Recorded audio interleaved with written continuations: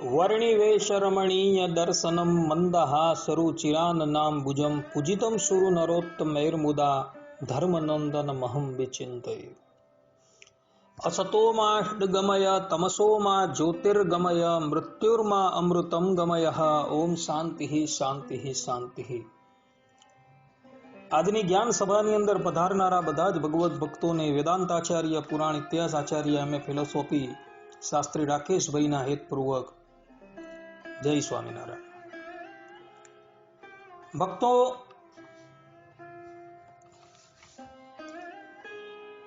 શાસ્ત્રોની અંદર માઘ સ્નાનનું ઘણું મહાત્મ્ય કહેવામાં આવેલું છે।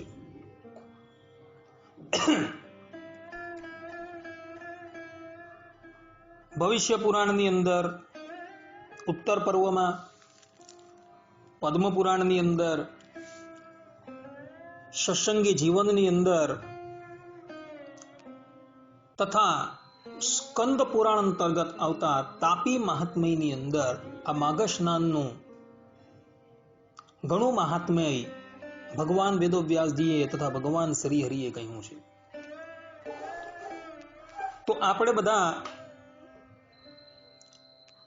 ભવિષ્ય પુરાણ, સત્સંગી જીવનમ, પદ્મ પુરાણ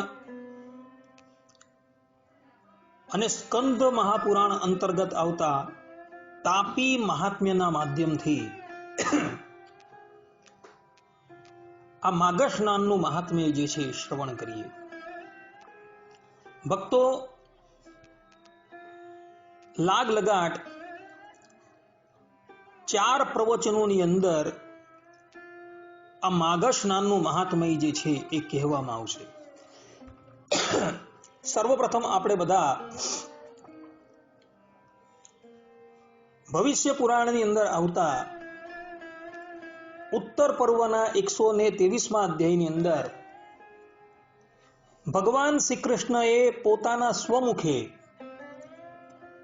યુધિષ્ઠિર મહારાજને જે માઘ સ્નાનનો મહિમા બતાવેલો છે એ મહિમાનું શ્રવણ કરીએ ભક્તો। ત્યાં યુધિષ્ઠિર મહારાજ જે છે એને ઉદ્દેશીને ભગવાન શ્રી કૃષ્ણ આ માઘ સ્નાનનું મહાત્મ્ય જે છે એ કહી રહ્યા છે। ભગવાન શ્રી કૃષ્ણ બોલ્યા, હે મહારાજ યુધિષ્ઠિર, કલિયુગમાં મનુષ્યોને સ્નાન કર્મમાં શિથિલતા રહે છે, છતાં પણ માઘ સ્નાનનું વિશેષ ફલ હોવાથી તેની વિધિનું હું વર્ણન કરું છું। જેના હાથ, પગ, વાણી, મન સારી રીતે સંયમમાં છે અને વિદ્યા, તપ તથા કીર્તિથી સમન્વિત છે, તેઓને જ તીર્થ સ્નાન, દાન આદિ પુણ્ય કર્મોનું શાસ્ત્રોમાં નિર્દેશ કરેલું ફલ જે છે એ પ્રાપ્ત થાય છે। પરંતુ શ્રદ્ધાહીન, પાપી, નાસ્તિક, સંશયાત્મા અને કુતર્ક કરનારા જે છે આ 5 વ્યક્તિઓને શાસ્ત્રોક્ત તીર્થ સ્નાનનું તથા દાનાદિકનું કોઈ પણ ફલ પ્રાપ્ત થતું નથી। પુષ્કર, પ્રયાગ તથા કુરુક્ષેત્ર આદિ તીર્થોમાં અથવા કોઈ પણ સ્થાન પર માઘ સ્નાન કરવું જોઈએ। આ માઘ સ્નાન પ્રાતઃકાળમાં જ કરવું જોઈએ, એટલે સૂર્યોદય પહેલા માઘ સ્નાન કરવું જરૂરી છે। પ્રાતઃકાલ સૂર્યોદય પહેલા જે માઘ સ્નાન કરે છે તેના બધા પાપો અર્થાત મહાપાપો પણ નષ્ટ થઈ જાય છે અને પ્રાજાપત્ય યજ્ઞનું ફલ તેને પ્રાપ્ત થાય છે. જે બ્રાહ્મણ સદા પ્રાતઃકાળમાં સૂર્યોદય પહેલા સ્નાન કરે છે તેના બધા પાપો નષ્ટ થઈ જાય છે અને તે પરમબ્રહ્મ પરમાત્માની પ્રાપ્તિ કરી લે છે. માટે નિત્ય સૂર્યોદય પહેલા જ સ્નાન કરવું જરૂરી છે. ઉષ્ણ જલથી સ્નાન વગર જ્ઞાને મંત્રનો જપ, શ્રોત્રિય બ્રાહ્મણ વિના શ્રાદ્ધ અને સંધ્યા સમયે ભોજન એ વર્જ્ય છે. વાયવ્ય, વારુણ, બ્રહ્મ, દિવ્ય આ 4 પ્રકારના સ્નાન હોય છે. ગાયની રજથી કરેલું સ્નાન એ વાયવ્ય સ્નાન કહેવાય છે. આમાં વારુણ સ્નાન વિશિષ્ટ સ્નાન છે. બ્રહ્મચારી, ગ્રહસ્થ, વાનપ્રસ્થ, સંન્યાસી અને બાળક, તરુણ, વૃદ્ધ, સ્ત્રી તથા નપુંસક આદિ બધા માઘ માસમાં તીર્થોમાં સ્નાન કરવાથી ઉત્તમ ફલની પ્રાપ્તિ કરે છે. બ્રાહ્મણ, ક્ષત્રિય અને વૈશ્ય માઘ માસની અંદર અથવા તો નિત્ય સ્નાનની અંદર મંત્રપૂર્વક એટલે કે મંત્ર બોલીને સ્નાન કરે અને સ્ત્રી તથા શૂદ્રોએ મંત્રહીન કેવલ પરમાત્માનું નામ ઉચ્ચારણ કરતા થકા અને તીર્થોનું સ્મરણ કરતા થકા સ્નાન કરવું. ભગવાન શ્રી કૃષ્ણ કહે છે કે માઘ માસમાં જળનું એવું કહેવું છે કે જે સૂર્યોદય થતા મારામાં સ્નાન કરે છે, અર્થાત કે સૂર્યોદય પહેલા મારામાં જે સ્નાન કરે છે તેના મોટા મોટા બ્રહ્મહત્યા, સુરાપાન આદિ પાપો પણ તત્કાલ નષ્ટ થઈ જાય છે અને તેને સર્વતા શુદ્ધ અને પવિત્ર કરી નાખે છે. ભવિષ્ય પુરાણ ઉત્તરખંડ 123મા અધ્યાયના 15મો શ્લોક આ પ્રમાણે કહે છે: માઘ માસે રતંત્યાપઃ કિંચિત અભ્યુદિતે રવો બ્રહ્મગ્નમ વા સુરાપમ વા કંકમ તેમ તમ પુનીમહે. અર્થાત બ્રહ્મ હત્યાદિક જે મોટા મોટા પાપો છે એ બધા જ પાપો આ માઘ સ્નાન કરવા માત્રથી સમાપ્ત થઈ જાય છે એવું ભગવાન શ્રી કૃષ્ણ પોતાના શ્રી મુખે કહી રહ્યા છે. ભક્તો, ભગવાન શ્રી કૃષ્ણ અગાડી કહે છે કે સર્વથા શુદ્ધ અને પવિત્ર કરનારું આ માઘ સ્નાન જે છે એ દરેક જણાએ અવશ્ય કરવું જોઈએ.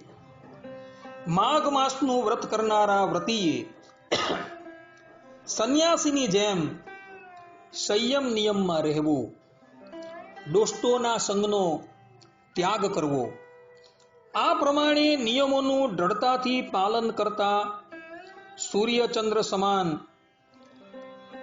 ઐશ્વર્યની પ્રાપ્તિ વ્રત કરનારાને થાય છે. ભગવાન શ્રી કૃષ્ણ સ્પષ્ટ રૂપે અહીં કહે છે કે 1 માસ પર્યંત કરવામાં આવતું આ માઘ સ્નાન જે છે એ માઘ સ્નાનની અંદર સંયમ નિયમ તો અવશ્ય પાળવા જ. ભક્તો, સંયમ વગર ક્યારેય પણ કોઈ કાર્યની સિદ્ધિ થતી નથી. માટે માઘ સ્નાન કરનારાએ 1 મહિના પર્યંત શૈયા પર સુવાનો ત્યાગ કરવો, સ્ત્રીના સંગનો પણ ત્યાગ કરી દેવો, ઉટપુટાંગ વસ્તુઓ જે છે એ વસ્તુ ક્યારેય પણ ભક્ષણ ન કરવી,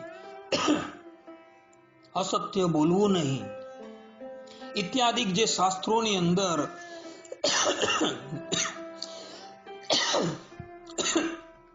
નિયમો કહ્યા છે એ બધા જ નિયમો જે છે એ પાળવાના છે. ભગવાન શ્રી કૃષ્ણ કહે છે કે પોષ ફાગણના મધ્યે મકરના સૂર્યના 30 દિવસ પ્રાતઃ કાળે માઘ સ્નાન કરવું જોઈએ. આ 30 દિવસો વિશેષ પુણ્યપ્રદ છે. માઘના પ્રથમ દિવસે સંકલ્પ પૂર્વક માઘ સ્નાનનો નિયમ ગ્રહણ કરવો જોઈએ. સ્નાન કરતા જતા સમયે વ્રતીએ વસ્ત્ર ઓઢ્યા વિના જવાથી જે કષ્ટ સહન કરવું પડે છે એનાથી વ્રતીને યાત્રામાં પગ પગ પર અશ્વમેધ યજ્ઞનું ફલ પ્રાપ્ત થાય છે. ભગવાન શ્રી કૃષ્ણ અહીં સ્પષ્ટ રૂપે કહે છે કે જે તીર્થની અંદર તમે જઈને માઘ સ્નાન કરવા માંગતા હો ત્યાં પ્રાતઃકાળે સૂર્યોદય પહેલા વસ્ત્ર વગર એટલે કે ઉપરના વસ્ત્ર જે છે એ ધારણ કર્યા વગર જ એ તીર્થ પ્રત્યે જવું, એવું ભગવાન શ્રી કૃષ્ણ કહે છે. પરંતુ અત્યારે દેશકાળ જે છે એ અન્ય પ્રકારના છે, એટલે તમે બધા જે છે એ વસ્ત્ર ધારણ કરીને પણ એ તીર્થ પ્રત્યે જઈ શકો છો. કારણ કે ભગવાન સ્વામિનારાયણ શિક્ષાપત્રીની અંદર સ્પષ્ટ રૂપે કહે છે દેશ કાલ વયોવૃત્તે જાતિ શક્ત્યા અનુસારતઃ આચાર વ્યવહાર નિષ્કૃતમ ચ અવધાર્યતામ, કે આચાર વ્યવહારને પ્રાયશ્ચિત જે છે એ દેશકાલ પ્રમાણે કરવાના હોય છે. એટલે અત્યારના દેશ પ્રમાણે આપણે જો આપણા શરીરની ઉપર ઉપરના વસ્ત્ર ધારણ કર્યા વગર જઈએ તો આપણે બધા આપણી સરકારે જે નિયમ બનાવેલા છે એ નિયમથી આપણે ચ્યુત થઈ જઈએ અને એને લઈને આપણે કષ્ટ સહન કરવાનો વારો આવે. માટે ઉપરનું વસ્ત્ર ધારણ કરીને પણ એ તીર્થ પ્રત્યે તમે જઈ શકો છો.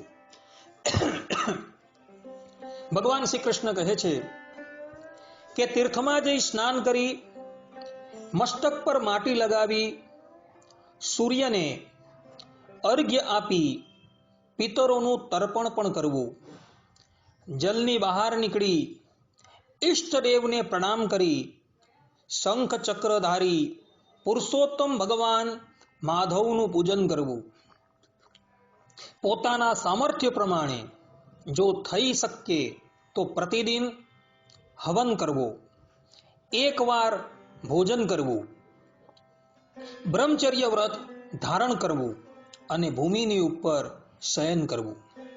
અસમર્થ હોય તો જેટલા નિયમનું પાલન થઈ શકે એટલું તો એણે અવશ્ય કરવું, પરંતુ પ્રાતઃ સ્નાન અવશ્ય કરવું. તલનો લેપ, તલ મિશ્રિત જલથી સ્નાન, તલોથી પિતૃ તર્પણ, તલનો હવન, તલનું દાન અને તલથી બનાવેલી સામગ્રીનું ભોજન કરવાથી કોઈ પણ પ્રકારનું કષ્ટ થતું નથી. તીર્થમાં શીતનું નિવારણ કરવા અગ્નિ પ્રજ્વલિત કરવી જોઈએ, તેલ અને આમળાનું દાન કરવું જોઈએ.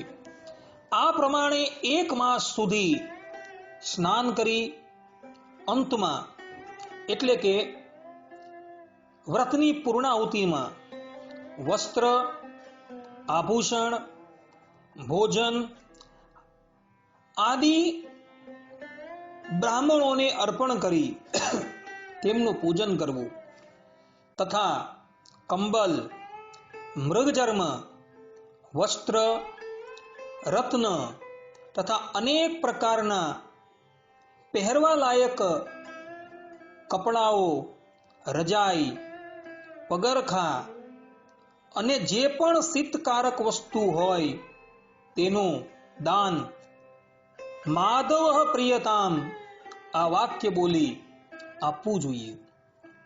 આ પ્રમાણે માઘ માસમાં સ્નાન કરવા વાળાનું અગમ્યાગમન અર્થાત કે વ્યભિચારી,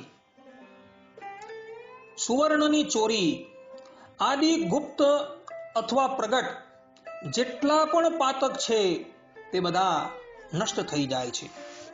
માઘ સ્નાન કરનારો પિતા, પિતામહ, પ્રપિતામહ તથા માતા, માતામહ, વૃદ્ધ માતામહ આદિ 21 કુલો સહિત સમસ્ત પિતરો આદિનો ઉદ્ધાર કરી અને બધા આનંદોને પ્રાપ્ત કરી અંતે ભગવાન શ્રી હરિના ધામમાં જાય છે. આ પ્રમાણે ભવિષ્ય ઉત્તર પુરાણના ઉત્તર પર્વની અંદર 122મા અધ્યાયની અંદર તથા 123મા અધ્યાયની અંદર આવતું માઘ માસનું મહાત્મ્ય પૂર્ણ થાય છે. ભગવાન શ્રી કૃષ્ણ પોતાના શ્રીમુખે કહે છે કે એવું કોઈ પણ પાપ નથી કે જે પાપ માઘ સ્નાન કરવાથી નિવૃત્ત ન થાય. અર્થાત કે મોટા મોટા પાપો હોય, બ્રહ્મ હત્યા હોય, સુવર્ણની ચોરી હોય, અગમ્યા સ્ત્રીનો કે ગમ્યા સ્ત્રીનો સંગ કરેલો હોય, એની સાથે વ્યભિચાર કરેલો હોય, તો એ બધા જ પાપો જે છે એ માઘ સ્નાન કરવાથી નિવૃત્ત થઈ જાય છે. માટે ભક્તો આ માસની અંદર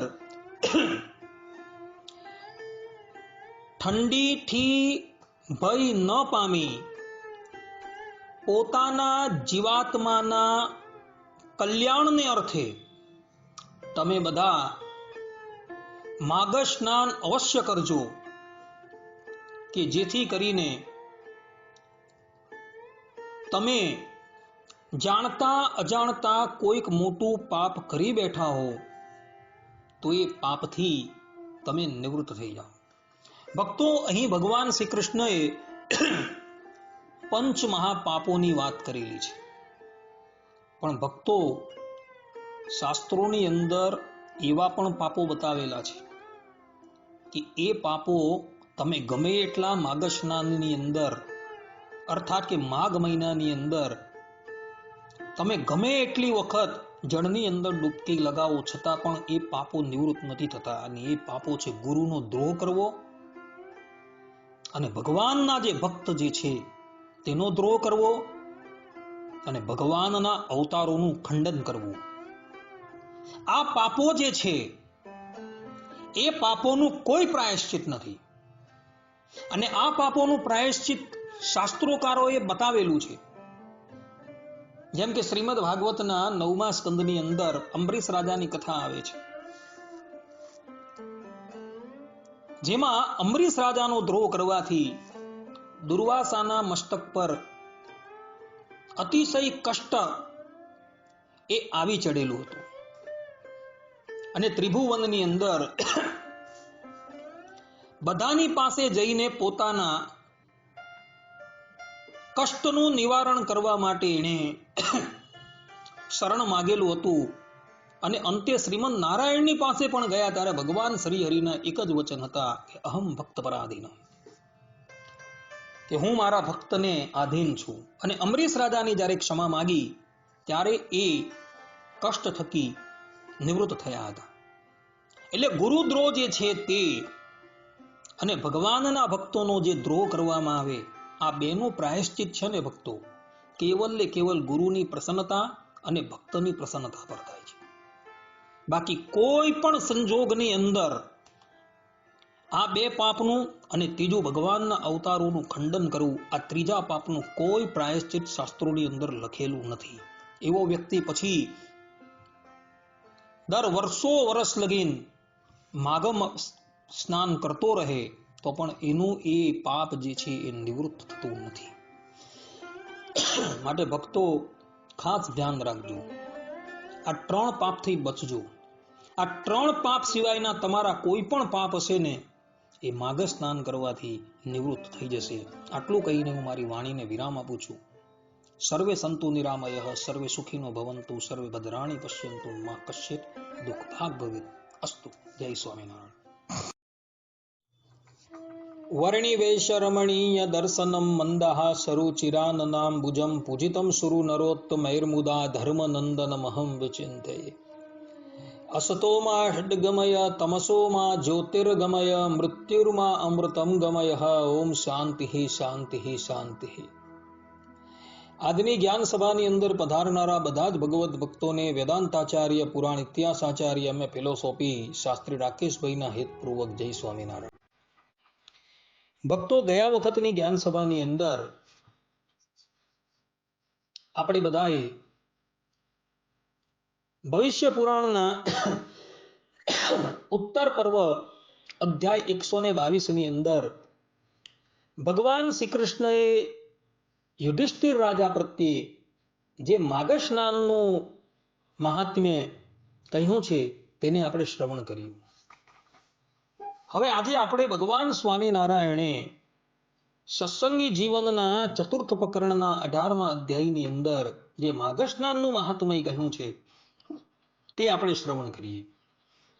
ભગવાન સ્વામિનારાયણે જે પ્રમાણે સત્સંગી જીવનની અંદર માઘ સ્નાનનું મહાત્મ્ય કહ્યું છે, બેઠું જ મહાત્મય હું અહીં તમને વાંચી સંભળાવું છું. ભગવાન સ્વામિનારાયણ મુનિઓ પ્રત્યે કહી રહ્યા છે કે પ્રયાગ, પુષ્કર, કુરુક્ષેત્ર આદિકને મધ્યે હર કોઈ તીર્થ વિશે માઘ માસમાં નિત્ય સ્નાન કરવું, એવી સ્થિતિ શાસ્ત્ર મર્યાદા છે. જે કોઈ સમુદ્રને સાક્ષાત મળનારી નદી ન હોય તો તે નદીની અંદર માઘ સ્નાન કરવાથી સ્નાન કરનારો જે છે એ 3 દિવસના સ્નાનના પુણ્યને પ્રાપ્ત કરે છે. જે તો સમુદ્રને સાક્ષાત પામનારી નદીઓ છે તે તો 1 દિવસ સ્નાનથી પક્ષ સ્નાન એટલે કે 15 દિવસના સ્નાનના ફળને પામે છે. નદીઓનો પતિ સમુદ્ર તો માઘમાં 1 દિવસ સ્નાનથી માઘ સ્નાનનું જે ફળ તેને આપનારો છે. અર્થાત સમુદ્રની અંદર કેવલ 1 દિવસ સ્નાન કરવાથી સંપૂર્ણ માઘ સ્નાનનું ફળ જે છે એ પ્રાપ્ત થઈ જાય છે. ભગવાન સ્વામિનારાયણ કહે છે કે એ રીતે સમુદ્રમાં અને તેને પામનારી અને નહીં પામનારી નદીઓમાં સ્નાનમાં ફળનું તારતમ્ય જાણવું. અરુણોદય સમયે આરંભીને પ્રાતઃકાલ સુધી માઘ સ્નાનનો સમય છે. તે આ સમય મુનિઓએ પુણ્યદાયક માનેલો છે. તેમાં તારાઓ પ્રકાશતા હોય ત્યારે જો માઘ સ્નાન કરવામાં આવે તો તે ઉત્તમ મનાયું છે. તારાઓ તલોપ પામતા જો માઘ સ્નાન કરવામાં આવે તો તે મધ્યમ કહ્યું છે.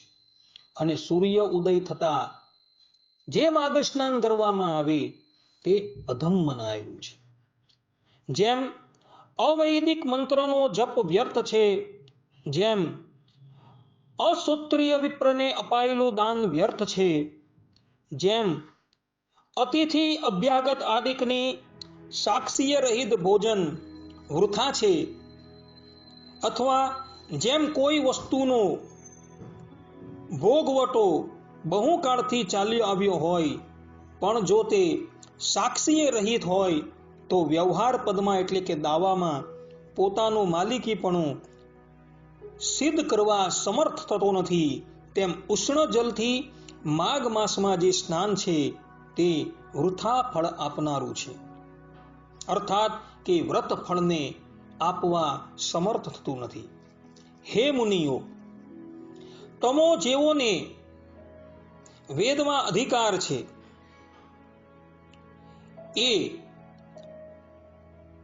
બ્રાહ્મણ, ક્ષત્રિય અને વૈશ્ય આ 3 વર્ણનાએ મંત્રો ઉચ્ચારણ કરવા પૂર્વક માઘ સ્નાન કરવું, અને જેમને વેદમાં અધિકાર નથી એવા શૂદ્રોએ અને સ્ત્રીઓએ તો કેવલ મંત્ર વિના સ્નાન કરવું, અર્થાત કે ભગવાનનું નામ ઉચ્ચારણ કરતા થકા સ્નાન કરવું. આમાં સર્વસાધારણ મંત્ર પદ્મ પુરાણમાં કહેલો છે અને નિર્ણય સંધોની અંદર પણ એ મંત્ર કહેલો છે. તે મંત્ર આ મુજબ છે: દુઃખ દારિદ્ર નાશાય શ્રી વિષ્ણુ તોષાય ચ પ્રાતઃ સ્નાનમ કરોમ્યદ્ય માગે પાપ વિનાશનમ મકરસ્થે રવો માગે ગોવિંદા અચ્યુત માધવ સ્નાનેન અનેન મે દેવ યથોક્ત ફલદો ભવ. આ પ્રમાણેનો મંત્ર જે છે એનો ઉચ્ચારણ કરતા થકા માઘ સ્નાન જે છે એ કરવું. કોઈ વ્યક્તિ એમ કહે કે અમને આ મંત્રનો ઉચ્ચારણ કરતા નથી આવડતું, તો તેઓને કહેવાનું કે તમારે કેવલ ને કેવલ હરિનું કીર્તન કરતા થકા સ્નાન કરવું, અથવા તો જનમંગલ સ્તોત્રમ જે છે કે વિષ્ણુ સહસ્ત્ર નામ જે છે તેનું ઉચ્ચારણ કરતા થકા સ્નાન કરવું. ભગવાન સ્વામિનારાયણ અગાડી કહે છે, પોષ માસની પૂર્ણમાસીને પ્રારંભીને મકર રાશિમાં રવિ વર્તતે અને 30 દિવસો પવિત્ર માઘ સ્નાન વ્રત કરવા યોગ્ય કહ્યું છે. કોઈ સ્થળે પોષ શુક્લ એકાદશીએ કે દ્વાદશીને આરંભીને પણ માઘ સ્નાન કહ્યું છે. જે માનવ ઘર થકી વસ્ત્રાદિક વડે શરીરને નહીં ઢાંકીને ઉઘાડે શરીરે સાક્ષાત સ્નાન કરવા નદીએ જાય અને તે જલમાં સ્નાન કરી ભીને વસ્ત્રે જ પાછો ઘરે આવે, તે માનવ પગલે પગલે અશ્વમેધ યજ્ઞના ફલને નિશ્ચય પામે છે. સ્નાન સમયે કરવાનો વિધિ હવે અમો તમને કહીએ છીએ. સ્નાન સમયે મસ્તકે તીર્થ મૃત્તિકા લીપીને શુભ તીર્થમાં સ્નાન કરી વેદોક્ત વિધિથી સૂર્યદેવને અર્ઘ્ય આપવું. અનંતર જળમાં જ રહીને પિતૃતર્પણ પણ કરવું. પછીથી જળની બહાર આવીને ઇષ્ટદેવ પુરુષોત્તમને પ્રણામ કરી તેમનું પૂજન કરવું. જે શક્ત હોય તે કેવલ ભૂમિ ઉપર શયન કરનારો થાય, બ્રહ્મચર્યાદિક નિયમોએ યુક્ત થઈ સ્નાન વ્રત કરે. જે અશક્ત હોય તે ભૂમિ શયનાદિ નિયમોએ રહિત કેવલ બ્રહ્મચર્ય વ્રતે સંપન્ન થઈ સ્નાન કરે. જેઓ અતિ રોગી હોય કે અતિ વૃદ્ધ હોય તેમણે તો તે વ્રત ઉષ્ણ જલ સ્નાનથી જ સિદ્ધ કરવું, પણ અશક્તપણાની બુદ્ધિથી વ્રતનો ત્યાગ ન કરવો. ભગવાન સ્વામિનારાયણ સ્પષ્ટ રૂપે કહે છે કે જ્યારે તમે માઘ સ્નાન કરવા માટે નદીએ જાઓ ત્યારે શરીરના ઉપલા ભાગની ઉપર કોઈ પણ વસ્ત્ર ધારણ કરવાનું નથી, અને ત્યાં સ્નાન કરી સૂર્યદેવને અર્ઘ્ય આપવો, પિતૃઓનું તર્પણ કરવું તથા પરબ્રહ્મ પરમાત્મા ભગવાન શ્રી હરિની પૂજા કરવી. ચલો તટની ઉપર આપણે ભગવાનની પૂજા ન કરી શકીએ તો ઘરે આવીને એ પરમાત્માની પૂજા કરવી. આ ઉપરાંત માઘ સ્નાનની અંદર દરેક વ્યક્તિએ ભૂમિની ઉપર જ શયન કરવું અને બ્રહ્મચર્ય અવશ્ય પાળવું, અર્થાત કે સંયમથી એ મહિનો જે છે એ કાઢવો. જે વ્યક્તિ ભૂમિ ઉપર શયન કરવા માટે અસમર્થ હોય એ વ્યક્તિએ ભલે એ પલંગ પર સૂઈ તો કઈ નહીં, પરંતુ બ્રહ્મચર્ય વ્રત તો એને અવશ્ય પાળવું. આવું ભગવાન સ્વામિનારાયણ અહીં કહી રહ્યા છે. ભગવાન સ્વામિનારાયણ અગાડી કહે છે કે જે કોઈ પ્રકારે માઘ સ્નાન કરવું એમ સ્મૃતિકારો સમરે છે, તેમાં તલ લઈને સ્નાન કરે. તલ લઈને સ્નાન કરનારો, તલના ચૂર્ણથી અંગ મર્દન કરનારો, અગ્નિમાં તલનો હોમ કરનારો, તલથી પિતૃ તર્પણ કરનારો, તલનું ભક્ષણ કરનારો, વિપ્રોને તલનું દાન દેનારો, એ રીતે સ્નાનાદિ ષટ કાર્યોમાં ઉપયોગી થયેલા તે જન સમગ્ર પાપથી મુક્ત થનારો થાય છે. જે દેશની અંદર નદી, તળાવ આદિ જળાશય નથી, ત્યાં તો મૃત્તિકામય નવીન કોરા ઘડામાં ભરી તે રાત્રિએ આવરણ વર્જિત સ્થળમાં મૂકતા વાયુએ વેગથી અફાળતા બહુ ઠંડુ થયેલું જળ ગંગાજળ સમાન સમજવું. અર્થાત કે આવા જળથી જે સ્નાન તે ગંગાજળ સ્નાન સમાન છે. ભગવાન સ્વામિનારાયણ કહી રહ્યા છે કે જે દેશ, જે શહેરની અંદર નદી નથી, જળાશય નથી, તો એવા દેશની અંદર રહેતા લોકોએ રાત્રિને વિશે એક નવીન ઘડો લેવો, એ ઘડાની અંદર જલ ભરવું, એની અંદર તલ નાખવા અને એ ઘડાને અગાસીની અંદર ખુલ્લો મૂકી દેવો અને પ્રાતઃકાળે ઊભા થઈને ભગવાનનું સ્મરણ કરતા થકા અથવા તો વૈદિક મંત્રોનો ઉચ્ચારણ કરતા થકા અથવા તો પદ્મ પુરાણની અંદર હમણાં હું તમને જે મંત્ર કહી ગયો એ મંત્રોનું ઉચ્ચારણ કરતા થકા સ્નાન કરવું. ભગવાન સ્વામિનારાયણ કહે છે કે આવું સ્નાન જે છે, આવું જે જલ જે છે ને, એ પણ ગંગાજલ તુલ્ય જલ છે. માટે જે શહેરની અંદર કે જે ગામની અંદર જળાશય આદિકની સુવિધા ન હોય તેણે આ પ્રમાણેનો ઉપાય કરવો, એવું ભગવાન સ્વામિનારાયણ કહી રહ્યા છે. ભગવાન સ્વામિનારાયણ અગાડી કહે છે કે જગતમાં જે પાપ પૂર્વોક્ત પ્રકારે માઘ સ્નાન કરવાથી ન નાશ પામે એવું એક પણ પાપ નથી. માઘ સ્નાનથી તમામ પાપો નાશ પામે છે. તેથી આ વ્રત માસો ઉપવાસ વ્રત થકી પણ નિશ્ચય અધિક ફળ આપનારું માન્યું છે. યદ્યપિ આમાં શીત બાધા સહનરૂપ મહાદુઃખ રહેલું છે, પરંતુ તે દુઃખ જીવતા જ અહીં ભોગવાઈ જાય છે. પછીથી પરલોકમાં ગયેલાને તે દુઃખ ભોગવવું પડતું નથી. કેમ કે માઘ સ્નાનથી પાપોનો પ્રણાશ થઈ જાય છે. અન્યથા તો પરલોકમાં દુરંત દુઃખ અવશ્ય ભોગવવું પડે. આવા કારણને લીધે જ ભૂમિમાં માઘ સ્નાન વ્રત સર્વથી સમધિક માન્યું છે. આ વ્રતમાં નિષ્ઠાવાળાએ સાકરે સહિત તલનું પ્રતિદિન દાન દેવું. તેમાં તલના 3 ભાગ અને સાકરનો 1 ભાગ લેવો. આવા સુંદર માપથી તલ સાકરનું દાન કરવું.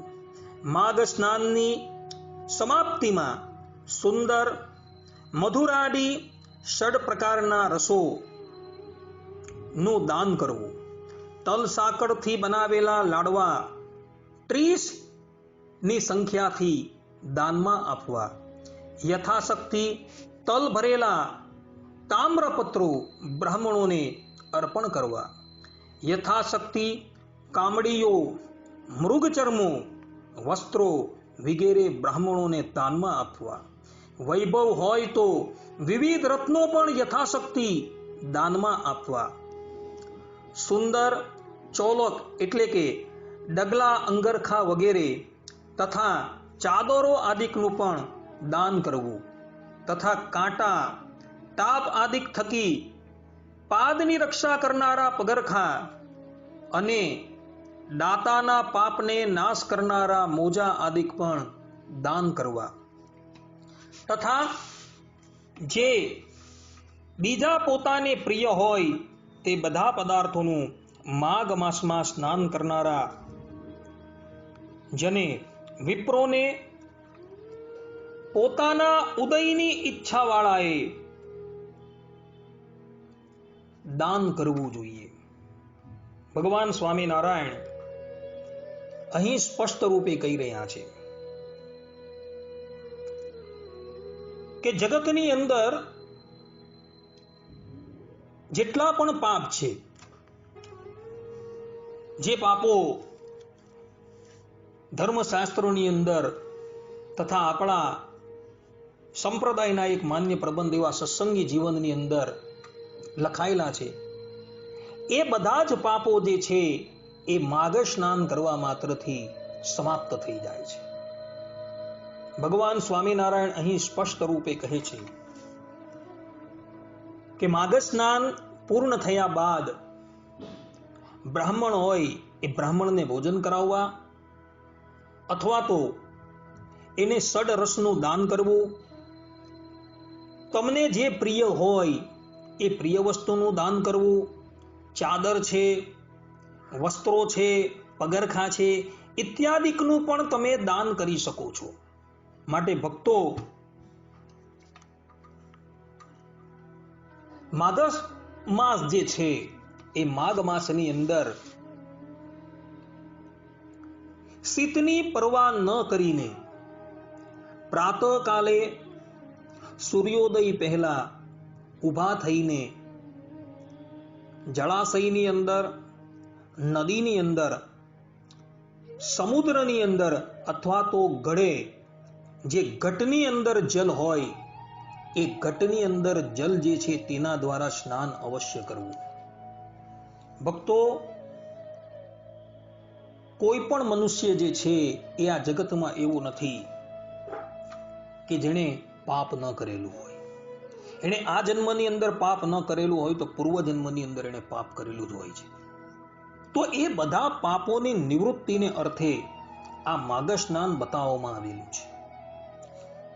તો આ માઘ સ્નાન જે છે, જે બધા પાપોને પ્રનાશ કરનારું છે,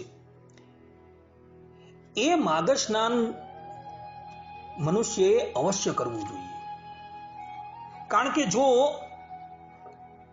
એ પાપોનું પ્રાયશ્ચિત તમે આ જન્મમાં ન કરો તો પરલોકની અંદર જઈને તમારે એ પાપના પ્રાયશ્ચિત રૂપે નરકાદિક જે યોનિઓ જે છે એમાં જઈ દારૂણ દુઃખ જે છે એ ભોગવવું પડે છે. માટે ભક્તો, આપણા જે પાપ જે છે એ પાપનું પ્રાયશ્ચિત જો આ જન્મની અંદર અને આ ધરાતલની ઉપર થઈ જાય તો એ શ્રેષ્ઠ છે. માટે ભક્તો, કોઈ પણ વ્યક્તિ શિયાળાની અંદર શીતની પરવા ન કરીને માઘ સ્નાનની અંદર આરૂઢ થઈ જાય. ભગવાન સ્વામિનારાયણ તો ત્યાં લગીન કહે છે કે જે પણ કોઈક વ્યક્તિ એક માસ પર્યંત માઘ સ્નાન કરવા માટે સમર્થ ન હોય તો તેણે સમુદ્રની અંદર કોઈ પણ એક દિવસ, અને એ દિવસ જે છે એ અતિશય પવિત્ર હોવો જોઈએ, એવા એ પવિત્ર દિવસે સમુદ્રમાં જઈને જો એ સ્નાન કરી લે તો એને સંપૂર્ણ માઘ સ્નાન કર્યાનું ફલ પ્રાપ્ત થઈ જાય છે. એવું સત્સંગી જીવનના ચતુર્થ પ્રકરણના 18મા અધ્યાયની અંદર લખેલું છે. માટે દરેક ભક્તો માઘ સ્નાન અવશ્ય કરજો. તે સમયે શીતની અતિશય પ્રબલતા હોય છે, પરંતુ એ શીતની પ્રબલતાનો વિચાર ન કરતા માઘ સ્નાન અવશ્ય કરજો, જેથી કરીને તમારા જેટલા પણ કલ્મશો જે છે એ કલ્મશો બધા સમાપ્ત થઈ જશે. ભક્તો, હું પાછું કહું છું કે અહીં ભગવાન સ્વામિનારાયણે એવું કહ્યું છે કે બધા જ પાપો જે છે એ સમાપ્ત થઈ જાય, પરંતુ અમુક પાપો જે છે એ પાપો એટલા ભયંકર હોય છે કે એ માઘ સ્નાન કરવાથી પણ સમાપ્ત નથી થતા. અને એ પાપો છે ભગવાનના ભક્તોનો દ્રોહ, ગુરુનો દ્રોહ અને ભગવાનના અવતારોનું ખંડન. આ 3 પાપો જે છે એ 3 પાપોના કોઈ પ્રાયશ્ચિત શાસ્ત્રોમાં બતાવેલા નથી. આ 3 પાપોના પ્રાયશ્ચિત કેવલ ને કેવલ નિર્માની ભાવે એ ભક્તનો, એ ગુરુનો કે ભગવાનના અવતારનો દ્રોહ કરેલો હોય અને એની પાસે જઈને તમે ક્ષમા માંગો અને એ વ્યક્તિ પ્રસન્ન મને તમને જો ક્ષમાદાન આપી દે તો એનું પ્રાયશ્ચિત થઈ જાય છે. અન્યથા આ પાપોના કોઈ પ્રાયશ્ચિત નથી. ગમે એટલી વખત તમે માઘ સ્નાન કરો છતાં પણ આ પાપના પ્રાયશ્ચિત નથી. ભગવાન સ્વામિનારાયણે અહીં બધા પાપ કીધા. તે બધા પાપની અંદર આ 3 પાપો જે છે એ અપવાદ છે. કારણ કે એ જ ભગવાન સ્વામિનારાયણે વચનામૃતની અંદર ભગવાનના ભક્તના દ્રોહોને વિશે ઘણું કહ્યું છે, તથા ભગવાનના આકારનું ખંડન કરનારા વિશે પણ ઘણી વાત કરેલી છે. અને ગુરુના દ્રોહ વિશે તો આપણા ધર્મશાસ્ત્રની અંદર ઘણું લખાયું છે. માટે ભક્તો, આ 3 જે પાપ છે એ 3 પાપને બાદ કરતા ગમે એટલા મોટા તમે પાપ કરેલા હશે એ બધા જ પાપો જે છે એ કેવલ માઘ સ્નાન કરવા માત્રથી સમાપ્ત થઈ જશે. એટલું ખ્યાલ રાખજો. આ પ્રમાણે સત્સંગી જીવનની અંદર 4th પ્રકરણના 18મા અધ્યાયની અંદર ભગવાન સ્વામિનારાયણે માઘ સ્નાનનું મહાત્મય કહ્યું છે. માટે ભક્તો બધા જ શીતકાળની અંદર શીતથી ભય ન પામી માઘ સ્નાન અવશ્ય કરજો. આ પ્રમાણે અહીં સત્સંગી જીવનની અંદર જે પ્રમાણે માઘ સ્નાનનું મહાત્મય બતાવેલું છે એ મહાત્મય પૂર્ણ થાય છે. હવે પછીના પ્રવચનની અંદર નારદ પુરાણની અંદર, પદ્મ પુરાણની અંદર અને સ્કંદ પુરાણના તાપી ખંડની અંદર જે માઘ સ્નાનનું મહાત્મય ગવાયું છે એ મહાત્મય આપણે શ્રવણ કરશું.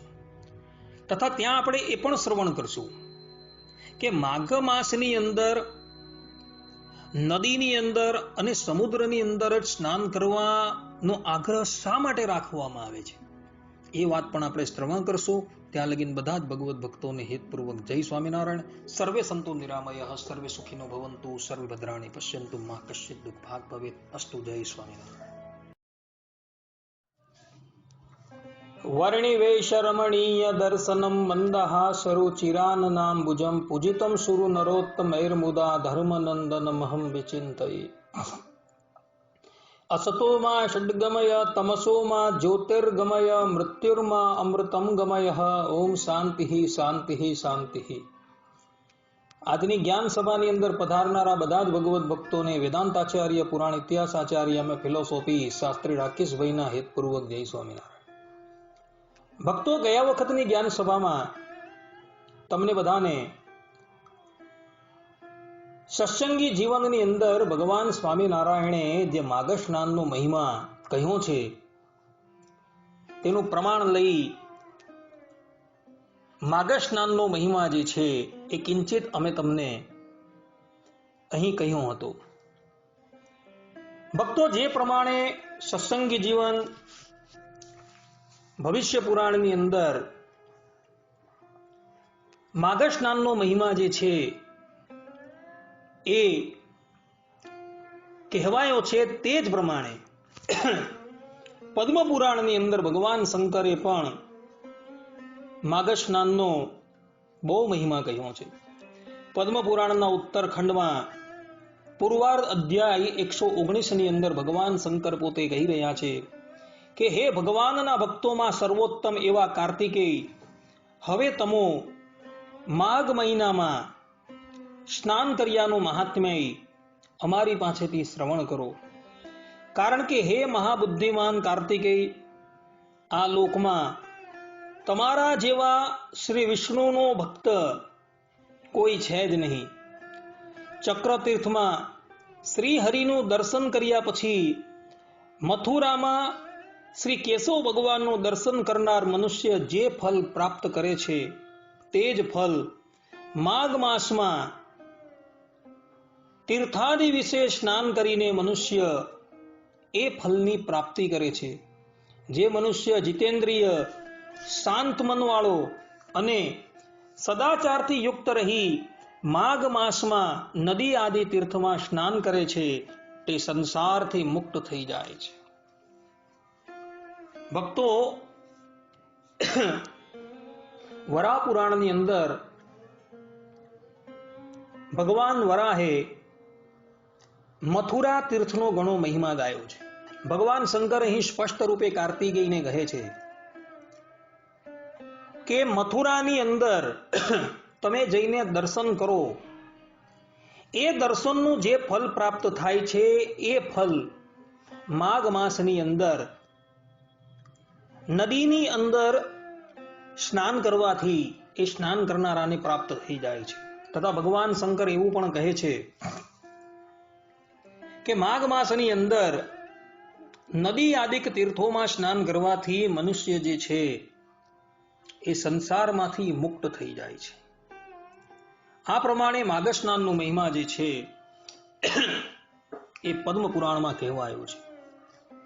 મત્સ્ય પુરાણની અંદર 53મા અધ્યાયના 35મા શ્લોકની અંદર મત્સ્ય ભગવાને માઘ માસની અંદર બ્રહ્મ વૈવત પુરાણનું દાન કરવાનું કહ્યું છે. અને એ પણ ક્યારે? તો પૂર્ણિમાને દિવસે. ભગવાન મત્સ્ય કહી રહ્યા છે કે માઘ માસમાં પૂર્ણિમાને દિવસે જે વ્યક્તિ બ્રહ્મ વૈવત પુરાણનું દાન કરે છે ને એ સીધો જ ભગવત ધામની અંદર જાય છે. પુરાણમ બ્રહ્મ વૈવર્તય યો દધ્યાન માઘમાસી ચ પૂર્ણિમાશ્યામ શુભ દિને બ્રહ્મલોકે મહીયતે. આ પ્રમાણે સાક્ષાત મત્સ્ય ભગવાને માઘ માસની અંદર બ્રહ્મ વૈવત પુરાણના દાનનું મહાત્મય કહ્યું છે. એટલે જે પણ કોઈક વ્યક્તિ જે માઘ સ્નાન કરતો હોય તથા જે વ્યક્તિ માઘ સ્નાન કરતો પણ નથી તે લોકોએ પણ પોતાના કલ્યાણને માટે બ્રહ્મ વૈવત પુરાણ જે છે એ લાવી કોઈ બ્રાહ્મણને દાન કરી દેવું. આ બ્રહ્મ વૈવત પુરાણ ભક્તો ગીતા પ્રેસ ગોરખપુરમાંથી છપાઈને પ્રસિદ્ધ થયું છે અને એની દુકાનો જે છે એ ભારતના વિભિન્ન શહેરોની અંદર જોવા મળે છે. ત્યાંથી એ બ્રહ્મ વૈવત પુરાણ લાવી કોઈ સાત્વિક બ્રાહ્મણને દાન કરી દેવું, જેથી કરીને એ જીવાત્માનું કલ્યાણ થઈ જશે. હવે કોઈ વ્યક્તિને એવી શંકા થાય કે ભક્તો, માઘ માસની અંદર નદીની અંદર તથા સાગરની અંદર સ્નાન કરવાનું મહાત્મય જ શા માટે કહ્યું છે? તો આ સંબંધની અંદર સ્કંદ પુરાણની અંદર જે તાપી મહાત્મય આવેલું છે એ તાપી મહાત્મયની અંદર એક બહુ સુંદર કથા આવે છે. ભક્તો, આ તાપી મહાત્મય જે અત્યારે સ્કંદ પુરાણ જે છે ને તેની અંદર જોવા નથી મળતું, પરંતુ સ્કંદ પુરાણની પ્રાચીન પ્રતો જે છે એ પ્રાચીન પ્રતોની અંદર જે પ્રમાણે રેવાનું એટલે કે નર્મદાનું મહાત્મય સ્કંદ પુરાણમાં જોવા મળે છે તે જ પ્રમાણે તાપીનું મહાત્મય પણ ત્યાં જોવા મળે છે. આ તાપીનું મહાત્મય ભક્તો એટલું બધું હતું ને કે એના મહાત્મયની ઓઠ લઈને પાપી લોકો પાપ કરતા હતા અને આ નદીની અંદર આવીને સ્નાન કરતા હતા, જેથી કરીને એના બધા પાપો બળી જતા હતા. પુનઃ પાપ કરે અને પુનઃ આવીને સ્નાન કરે, જેને લઈને લોકો નિષ્પાપ થઈ જતા. એટલે ભગવાન શ્રીમદ નારાયણે નારદજીને કહ્યું કે ભાઈ તમે સ્કંદ પુરાણમાંથી આ તાપી મહાત્મય જે છે એને લુપ્ત કરી દો. અને નારદજીએ એ સંપૂર્ણ તાપી મહાત્મય જે છે, જે લગભગ 50 ઉપર અધ્યાયોની અંદર લખાયેલું છે, એ આખું મહાત્મય લુપ્ત કરી દીધું. ને આ વાત જે છે એ જ સ્કંદ પુરાણના તાપી મહાત્મયના 41મા અધ્યાયની અંદર લખેલી છે. ભક્તો, આ તાપી નદી જે છે ને એ 21 કલ્પથી આ ભારત ભૂમિને પાવન કરી રહેલી છે, એવું એ જ તાપી પુરાણની અંદર લખેલું છે. ભારત વર્ષની જેટલી પણ નદીઓ છે એ બધી જ નદીઓની અંદર સર્વોત્તમ નદી કોઈ હોય તો કેવલ ને કેવલ તાપી નદી છે, એવું ભગવાન વેદવ્યાસ પોતે ડિંડિમ ઘોષ કરીને કહી રહ્યા છે. એ તો તમે જ્યારે તાપી પુરાણ વાંચો ત્યારે તમને ખબર પડે. તો આ તાપી પુરાણની અંદર એક બહુ સુંદર મજાની કથા આવે છે, જે કથાની અંદર એવું કહેવામાં આવેલું છે કે એક સમયે કૈલાસ પર્વતની ઉપર દેવસભાની અંદર ભગવાન મહાદેવ બિરાજમાન હતા. ત્યારે દેવોની સભાની અંદર એક આશ્ચર્ય થયું. ભગવાન શંકર જે છે એમની જે ગુદાઇન્દ્રિય કહેવાય, એ ગુદાઇન્દ્રિયમાંથી અચાનક એક કોલાહલ કરતો કરંક નામનો દૈત્ય જે છે એ પ્રગટ થયો. આ કરંક દૈત્ય જે છે એ એટલો બધો મોટો હતો કે 84,000 યોજન તો એની ઊંચાઈ હતી અને પહોળાઈ પણ એટલી જ હતી. પોતાની સન્મુખ ભગવાન શંકરને એને બેઠેલા જોયા એટલે ભગવાન શંકરને એને પ્રણામ કર્યા અને કેવલ પ્રણામ માત્રથી પ્રસન્ન થનારા ભગવાન શંકરે એને વરદાન માંગવાનું કહ્યું.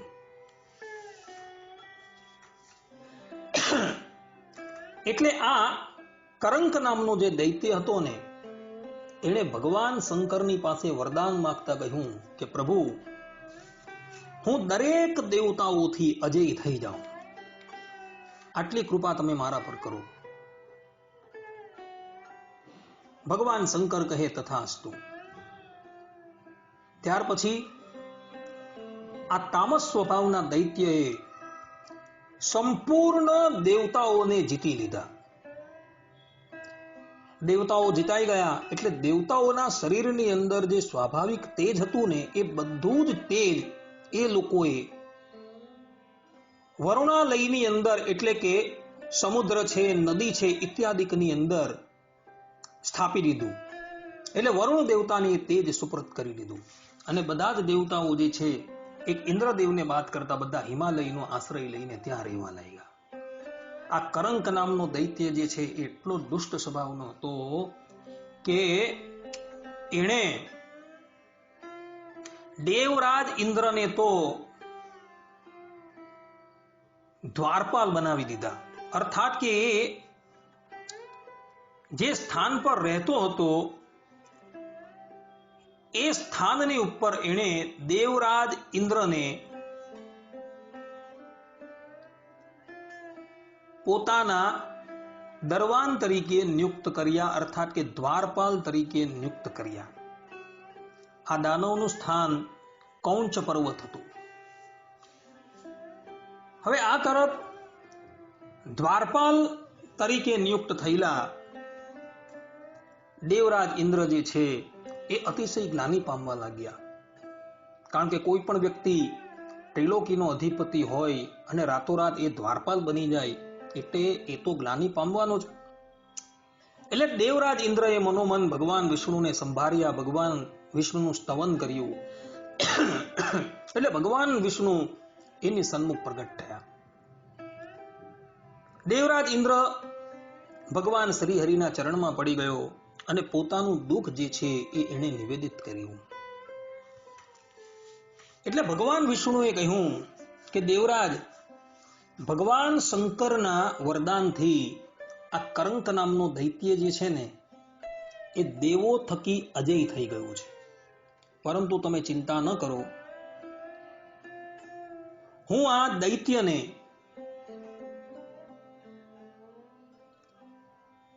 કોઈ પણ રીતે તમારા માર્ગમાંથી હટાવવાનો પ્રયાસ કરીશ. આટલું કહીને ભગવાન વિષ્ણુ જે છે અંતર્ધાન થઈ ગયા અને એવો સત્યલોકની અંદર ગયા. સત્યલોકની અંદર આવી એવો બ્રહ્માજી પ્રત્યે બોલ્યા કે હે બ્રહ્માજી, તમો એક એવી અતિ સુંદર રત્નમયી સ્ત્રીની રચના કરો કે જેને જોઈને આ કરંક નામનો દૈત્ય જે છે એ મોહિત થઈ જાય. ભગવાન વિષ્ણુની આજ્ઞા થતા બ્રહ્માજીએ એક અતિશય રમણીય સ્ત્રી જે છે તેની રચના કરી. હવે આ સ્ત્રીની રચના થઈ, જે સ્ત્રીને જોઈને સંપૂર્ણ જગત જે છે એ મોહિત થવા લાગ્યું. જે સ્ત્રીનું નામ હતું ચિત્રમોહા. ચિત્રમોહા જેવી પ્રગટ થઈ એટલે એણે પોતાની સામું ભગવાનના ગુણગાન ગાતા નારદજીને જોયા. નારદજી બહુ સુંદર મજાની વીણા હાથમાં લઈને ભગવત ગુણ જે છે એ ગાન કરતા હતા. નારદ મુનિને જોઈ આ ચિત્રા જે છે એ ચિત્રા નારદજીની વીણા લેવા એની પાસે ગઈ અને ચપળતાવશ એણે નારદજીની વીણા જે છે એ ખેંચી લીધી. એટલે નારદજી જે છે એ અતિશય ક્રોધાયમાન થઈ ગયા અને એના પ્રત્યે બોલ્યા કે હે ચિત્રમોહા, એક કરંક દૈત્યને બાદ કરતા તું જેના મુખની સામું જોશે ને એ બળીને ભસ્મ થઈ જશે. આ પ્રમાણેનો શાપ આપી દીધો નારદજીએ. પરંતુ આ ચિત્રમોહા જે છે એ આ શાપને કઈ ગણકારતી નથી. ત્યાર પછી આ ચિત્રમોહા જે છે એ બ્રહ્માજીની આજ્ઞાથી કૌંચ પર્વત પર આવી, જે પર્વતની ઉપર આ કરંક નામનો દૈત્ય જે છે નિવાસ કરીને રહેતો હતો. ચિત્રમોહાને કૌંચ પર્વતની ઉપર વિહાર કરતી જોઈ આ દૈત્ય જે છે એના પર મોહિત થઈ ગયો અને એની પાસે આવીને બોલ્યો કે તું મારું પાણી ગ્રહણ કર. ચિત્રમોહાએ કહ્યું કે ભલે. આ પ્રમાણે કહી એ લોકોએ ગંધર્વ વિધિથી લગ્ન કરી લીધા અને બંને જણા એક ગુફાની અંદર ગયા અને દીર્ઘકાલ પર્યંત એ લોકો રમણ કરવા લાગ્યા.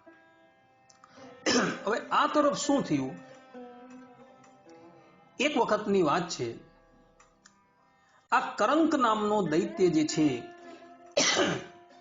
એ પોતાની ગુફાની બહાર આવ્યું અને ગુફાની બહાર આવીને જોયું કે સૂર્યદેવ જે છે એ અતિશય અત્યારે તપી રહ્યા છે. અસહ્ય ગરમીથી ત્રાસ પામેલો આ કરંક નામનો દૈત્ય જે છે એણે મનોમન વિચાર્યું કે હું સૂર્યદેવને જીતી લઉં, જેથી કરીને એ ક્યારેય પણ આવી અસહ્ય ગરમી જે છે એ પાડે નહીં.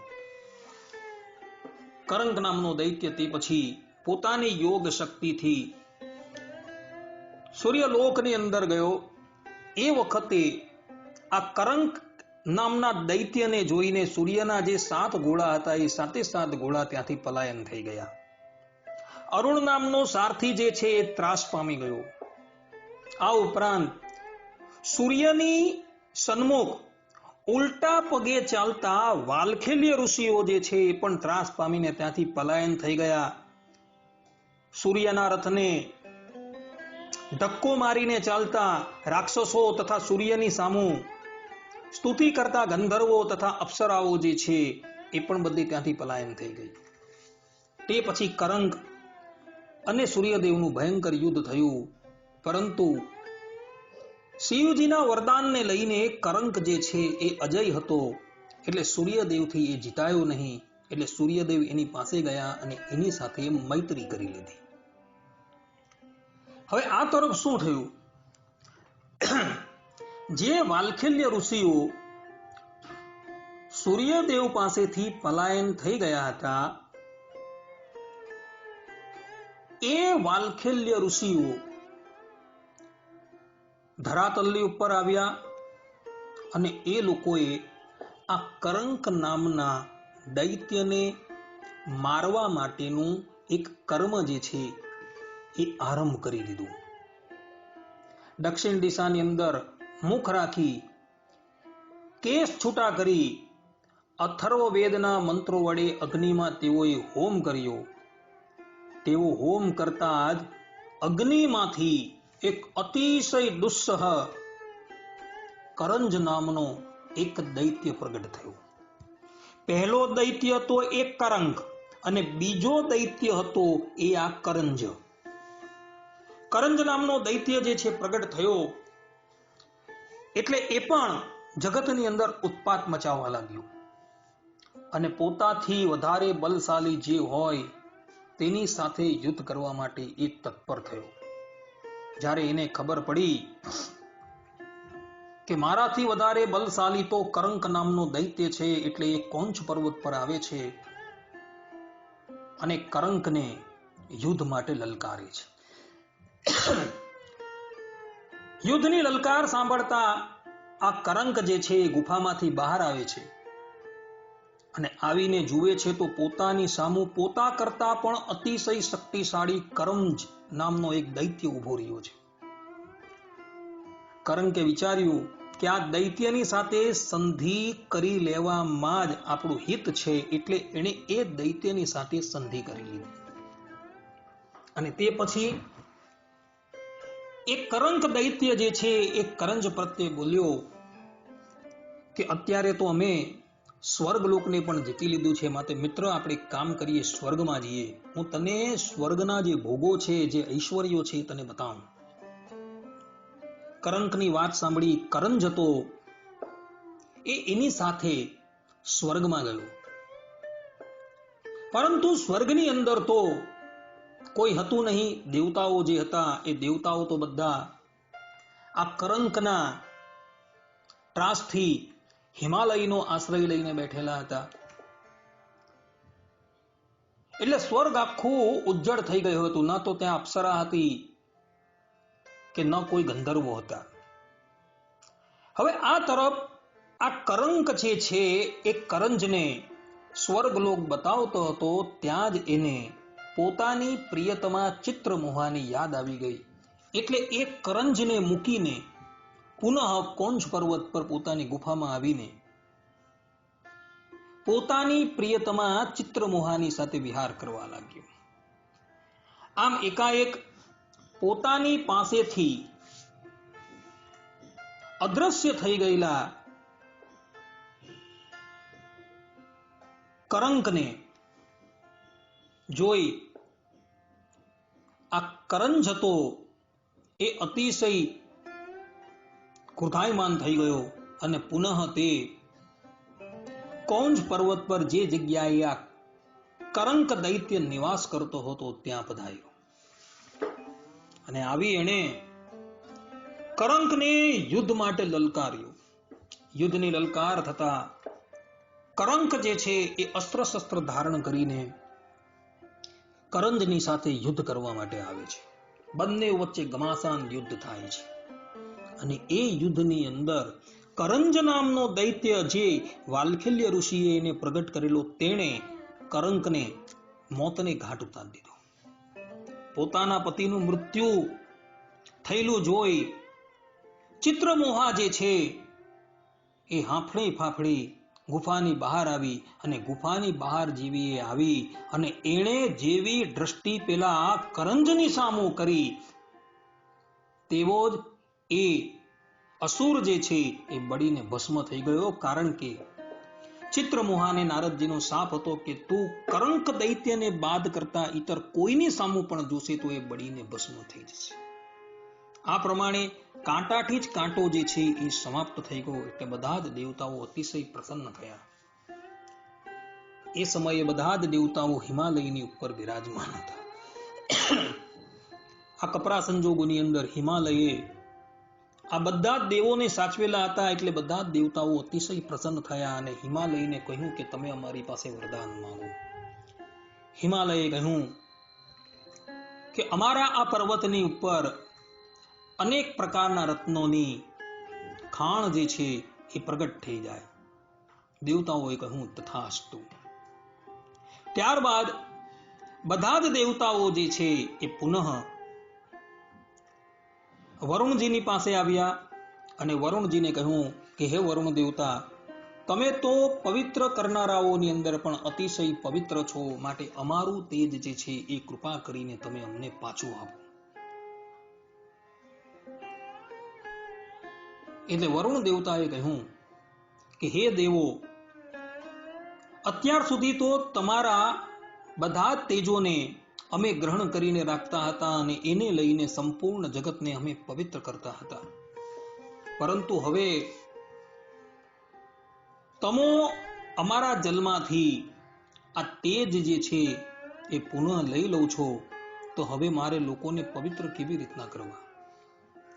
ત્યારે દેવતાઓ બોલ્યા કે હે વરુણદેવ, તમે ચિંતા ન કરો. હંમેશા માઘ માસની અંદર મકરના સૂર્યમાં હે વરુણદેવ, દેવતાઓનું તેજ જે છે એ તમારા જલની અંદર પ્રવિષ્ટ થઈ જશે અને આ મકર ના સૂર્યની અંદર એટલે કે માઘ માસની અંદર 1 માસ પર્યંત જે પણ કોઈક વ્યક્તિ તમારા જલની અંદર સ્નાન કરશે, એના કોઈ પણ પાપ હશે એ બધા જ પાપો જે છે સમાપ્ત થઈ જશે. આ પ્રમાણેનો આશીર્વાદ આપી દેવતાઓ પોતાના સ્થાન ઉપર જતા રહ્યા. ભક્તો, આ આખી કથા જે છે સ્કંદ પુરાણના તાપી મહાત્મયના અધ્યાય 42 ની અંદર આવેલી છે અને ભગવાન શંકરે પોતાના શ્રી મુખે આ કથા કાર્તિકેયને કહેલી છે. પેલી ચિત્રમોહા જે છે એ નારદજીના શાપથી અતિશય ગ્લાનિ પામેલી હતી. તે પણ માઘ માસની અંદર મકર રાશિની અંદર જ્યારે સૂર્ય આવે છે ત્યારે એ પવિત્ર તીર્થની અંદર જઈ માઘ સ્નાન કરે છે, જેને લઈને એ શાપથી મુક્ત થઈ જાય છે. એવું પણ આ તાપી પુરાણની અંદર 42મા અધ્યાયમાં લખેલું છે. કહેવાનું તાત્પર્ય એ છે કે દેવતાઓના આશીર્વાદથી જેટલા પણ દેવતાઓ છે એ બધા જ દેવતાઓનું તેજ જે છે એ માઘ માસની અંદર 1 માસ પર્યંત જલની અંદર પ્રવિષ્ટ થઈને રહેલું હોય છે. તો આવા પવિત્ર દેવતાઓનું તેજ જે જલની અંદર પ્રવિષ્ટ થયેલું છે, એ જલની અંદર તમે સ્નાન કરશો તો તમારા બધા જ કલ્મશો જે છે એ સમાપ્ત થઈ જશે.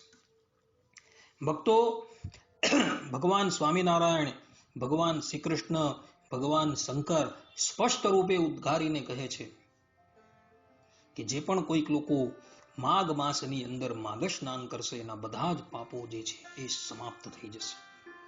માટે ભક્તો, શીતકાળની અંદર શીતથી એટલે કે ઠંડીથી ભય ન પામતા, પરંતુ તમારા હિતને માટે આ માઘ સ્નાન અવશ્ય કરજો. ભક્તો, એક વાત ખાસ ધ્યાન રાખજો. અહીં ભગવાન રુદ્ર, ભગવાન શ્રી કૃષ્ણ, ભગવાન સ્વામિનારાયણ પોતે ડિંડીમ ઘોષ કરીને કહી રહ્યા છે કે માઘ સ્નાનની અંદર માઘ સ્નાન કરવાથી બધા જ પાપ જે છે એ બળી જાય છે. પરંતુ સાંભળજો ભક્તો, ભગવાનના ભક્તોનો જે વ્યક્તિ દ્રોહ કરતો હોય, જે વ્યક્તિ પોતાના ગુરુનો દ્રોહ કરતો હોય અને જે વ્યક્તિ ભગવાનના અવતારોનું ખંડન કરતો હોય ને, એને માટે કોઈ પ્રાયશ્ચિત નથી. એટલે ખાસ યાદ રાખજો, ભગવાનના ભક્તોનો દ્રોહ કરનાર, ગુરુનો દ્રોહ કરનાર અને અવતારોનું ખંડન કરનારા વ્યક્તિ માટે માઘ સ્નાન નથી. એ લોકોના પાપનું પ્રાયશ્ચિત શાસ્ત્રોની અંદર બતાવેલું નથી. હા, એ લોકોના પાપનું પ્રાયશ્ચિત એક જ જગ્યાએ છે. જે વ્યક્તિનો તમે દ્રોહ કરેલો હોય એ વ્યક્તિ જો તમને ક્ષમા કરી દે, જે પ્રમાણે અંબરીશ રાજાએ દુર્વાસાને ક્ષમા કરી લીધા, તો એના પાપનું પ્રાયશ્ચિત થઈ ગયું. ત્યાં ભગવાન શ્રીમદ નારાયણે પણ સ્પષ્ટ રૂપે કહ્યું છે કે અહમ ભક્ત પરાધીન. શ્રીમદ ભાગવતના 9મા સ્કંદમાં કથા છે.